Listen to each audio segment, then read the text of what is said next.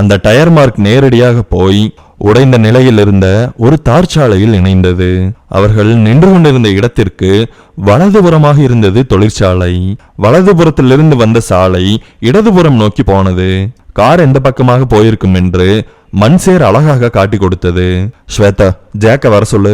ஸ்வேதா அங்கிருந்து நகர்ந்து ஜாக் இருந்த இடத்தை நோக்கி கைகாட்டினாள். தொழிற்சாலைக்கு அருகில் இருந்த சாலையை நோக்கித்தான் கார் போயிருக்க வேண்டும். அதாவது அவர்கள் நின்று கொண்டிருந்த இடத்திற்கு வலப்பக்கமாக போயிருக்க வேண்டும். ஏஜென்ட் ஜாக் வேகமாக தன்னுடைய பைக்கை ஓட்டி கொண்டு வந்து அங்கே நின்றான். இறங்கியதும் இருவரை பார்த்தும் வணக்கம் சொன்னான். Hello sir. ஹலோ மேம், எப்படி இருக்கீங்க? ஜாக், நீ ஒரு வேலை செய்யணும். நன்றாக இருக்கிறேன், நீ எப்படி இருக்கிறாய் என்ற கேள்விகளை எல்லாம் கேட்காமல் ஆதித்ய விக்ரம் முதல் வேலையாக வேலையை கொடுத்தான். அது ஒரு வகையில் ஸ்வேதாவிற்கு அசௌகரியமாக இருந்தது.